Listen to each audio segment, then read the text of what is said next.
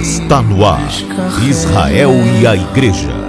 A reconexão indispensável para o tempo do fim.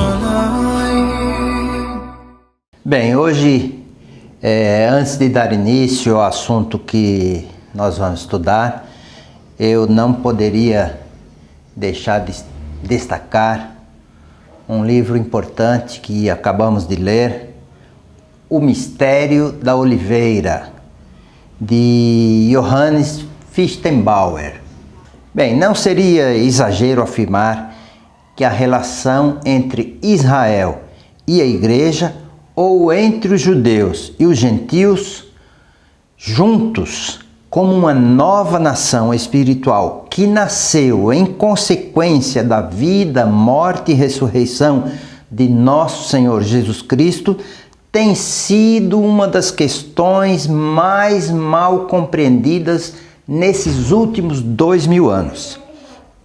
O fato é que todas as coisas realmente importantes que aconteceram e continuam acontecendo neste mundo têm uma estreita relação com Israel, que continua a ser o relógio de Deus a indicar o tempo do fim. E para complementar, a Nova Jerusalém descerá sobre o Monte das Oliveiras, em Israel, como diz o profeta Zacarias no seu livro, lá no capítulo 14. A Jerusalém de hoje será chamada então de a Nova Jerusalém, e ela será o centro do universo, pois ali Deus fará o seu trono. O Deus que os cristãos servem continua a ser o Deus de Israel, o Deus de Abraão, o Deus de Isaac e Jacó. Ele não é um Deus árabe, um Deus europeu, um Deus americano. Ele é o Deus de Israel. E desse fato a igreja não pode fugir. Quando a igreja ora ao Deus de Israel. Por esse fato tão simples, nós queremos dizer que a igreja cristã, com as suas milhares de denominações, jamais alcançará o pleno conhecimento do plano de Deus para salvar a humanidade, se não entender que ela serve ao Deus de Israel. E além do mais, suas raízes são judaicas. Se a igreja serve ao mesmo Deus de Israel, deve reconhecê-lo como o povo eleito de Deus e unir-se a ele para proclamar o retorno de Jesus a este mundo. Talvez você pergunte, mas por que Israel? Não poderia ser um outro povo? Claro que poderia. Então, por que será que Deus escolheu exatamente esse povo tão pequeno, que está num país tão pequeno, insignificante, que na verdade vivia em uma pequena área entre a Europa e a África? E além de tudo, como diz a Bíblia, era um povo de dura cerviz, ou seja, um povo difícil. Querem saber a resposta?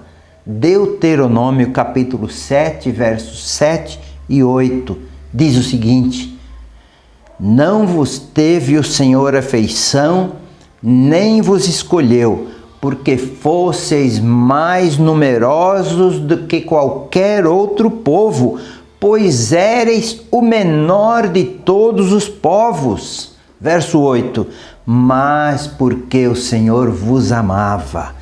Além do mais, meus amigos, meus irmãos, Deus é totalmente soberano quanto às suas escolhas. Suas decisões são inegociáveis. Se questionarmos a Deus, Ele poderia muito bem nos responder: olha aqui, fui eu quem dei vida a você e a todos os povos, e é minha decisão de quem eu escolho. Veja bem como Deus se refere então a Israel nas palavras do profeta Zacarias 2, verso 8 diz o seguinte: Pois assim diz o Senhor dos Exércitos: para obter a glória, enviou-me às nações que vos despojaram, porque aquele que tocar em vós, toca na menina do seu olho. Deus já havia dito isto a Israel. Zacarias ele está apenas repercutindo o que está escrito no livro de Deuteronômios, lá no capítulo 32, dos versos 8, 9 e 10, que diz o seguinte: quando o Altíssimo distribuía as heranças às nações, quando separava os filhos dos homens uns dos outros, fixou os limites dos povos segundo o número dos filhos de Israel, porque a porção do Senhor é o seu povo, Jacó é a sua herança. Achou-o numa terra deserta e num ermo solitário, povoado de uivos, rodeou-o e cuidou dele, guardou-o como a menina dos seus olhos. Eu quero dar a vocês uma breve explicação sobre o significado do que é a menina dos seus olhos, dos olhos de Deus. E eu quero trazer essa explicação para vocês diretamente do hebraico. Em hebraico, a pupila, ou seja, aquilo que nós chamamos a menina dos olhos, é chamada de Ishon Ain ou Ishon Einô, que significa, sabe o quê?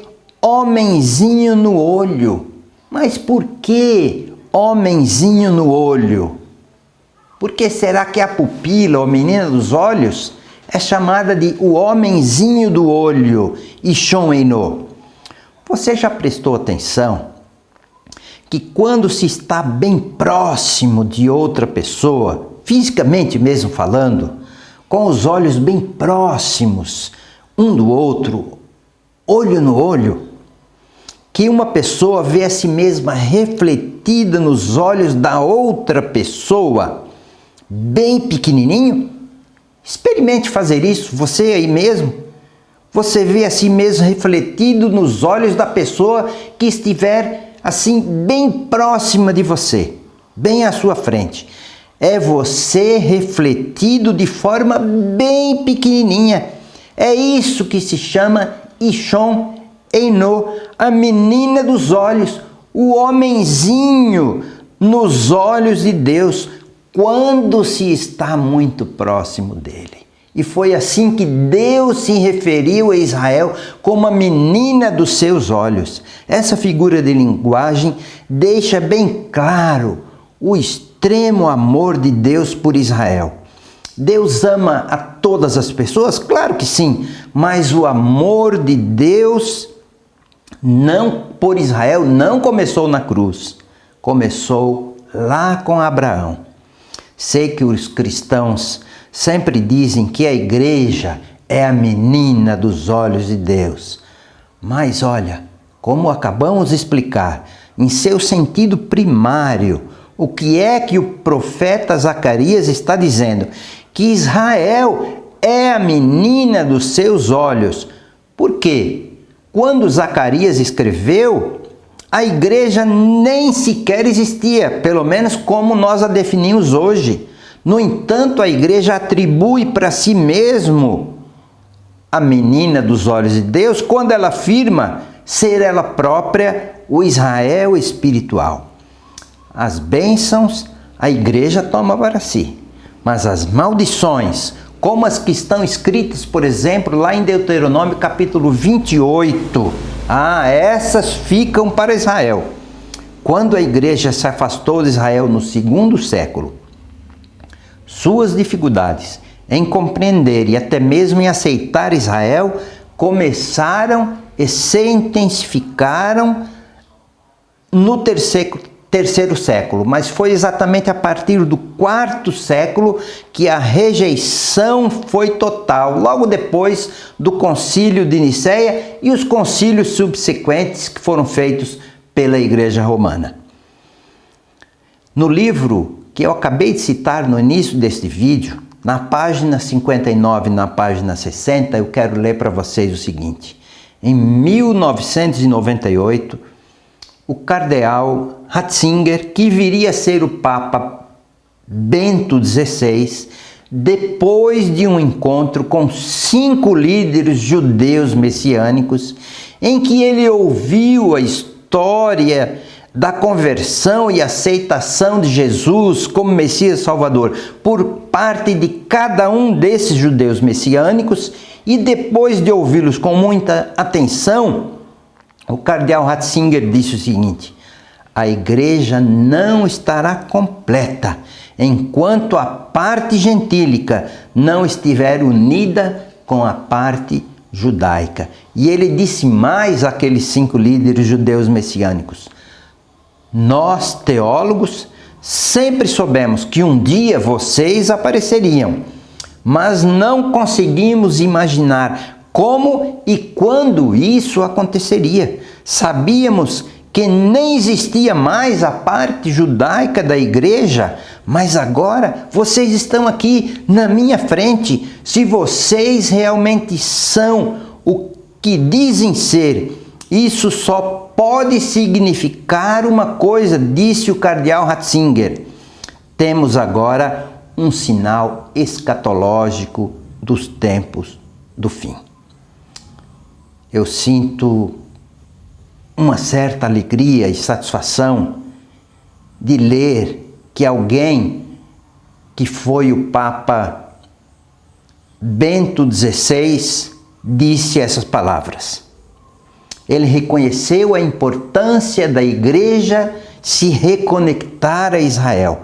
Por outro lado, sinto também uma tristeza enorme ao ver que a igreja cristã, a igreja do qual eu e você fazemos parte, em sua maioria, pouca atenção dá à profecia de Jesus mencionada lá no livro de Mateus, no capítulo 23, versos 38 e 39, que nós costumamos chamar de a profecia que o mundo esqueceu.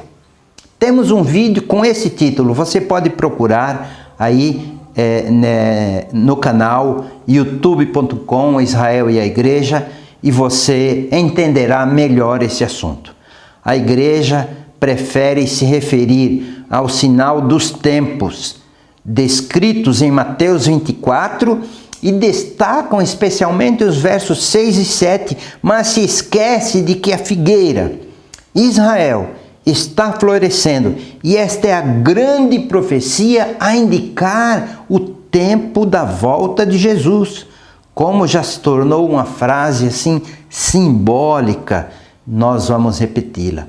Israel é o relógio de Deus a indicar o tempo do fim. Temos dito em outros vídeos que a conversão de Saulo de Tarso, quando ia a caminho de Damasco, foi apenas um tipo do que deverá acontecer pouco antes da volta de Jesus. Sua conversão a Jesus como Messias e Salvador foi, acima de tudo, um ato profético da parte do Deus de Israel. Uma renomada escritora, ela assim descreve isso que estamos acabando de dizer. Há entre os judeus alguns que, como Saulo de Tarso, são poderosos nas Escrituras, e esses proclamarão com maravilhoso poder a imutabilidade da lei de Deus. O Deus de Israel fará com que isso ocorra em nossos dias. Os judeus ortodoxos fizeram há pouco tempo um censo para averiguar quantos judeus messiânicos existem hoje ao redor do mundo, e eles ficaram impressionados. Os judeus messiânicos já são mais de 1 milhão em todo o mundo. A figueira está florescendo? Eu diria que não. A figueira já está dando muitos frutos. E eu quero dizer para você, faça como os bereanos, procure, busque, pesquise, cumpra as palavras de Jesus na sua vida, buscai e encontrareis. Não fique aí de braços cruzados, esperando que do púlpito venha alguma coisa extraordinária para os seus ouvidos. Cumpra na sua vida as palavras de Deus a Abraão, que está em Gênesis 12, verso 1. Lech lecha. Abraão, vai por ti, procure, mas procure por você mesmo. E eu quero terminar dizendo o seguinte: lembram do Concílio de Jerusalém, descrito no capítulo 15 do livro de Atos? Pois é, em nosso próximo vídeo iremos falar sobre o que existe hoje, 2018, sobre um possível segundo Concílio de Jerusalém. Com certeza você não ouviu nada a esse respeito. E enquanto você aguarda, eu convido você a compartilhar este vídeo, se é que você gostou e se é que você acha que mais pessoas poderão ter interesse. E inscreva-se também no canal youtube.com/Israel e a Igreja. Que o Senhor te abençoe. Um forte abraço para você.